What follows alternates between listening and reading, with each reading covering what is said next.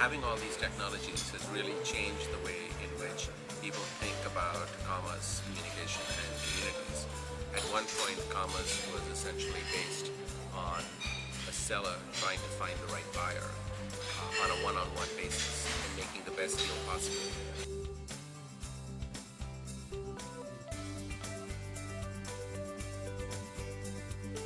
But today, a lot of what has happened is that commerce has now been transformed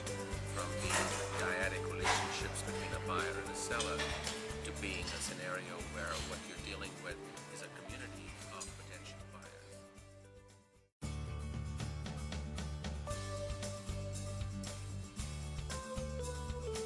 And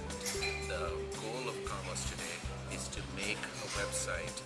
as a host of that community so that people come to the website not just to buy a product but to meet like-minded people, to be able to share with them ideas about these products, to be able to have suggestions on how to make the products better,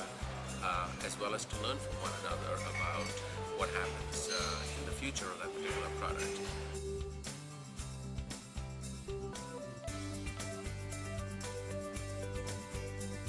So a perfect example of this is a company called Cisco that makes a lot of networking devices. And what they found was that in their case, they had several people who were system administrators and network administrators who were using Cisco routers in their various offices. And rather than having to buy and sell products directly to the individuals, they created a website where all of these network administrators would form a community where they would trade ideas with one another, help one another with troubleshooting problems with the network routers that Cisco was selling. And Cisco could then focus on the fact that they had free access to a large number of customers, loyal customers, who would give them ideas on what should be the next generation of products, what were the specific features that these products would have.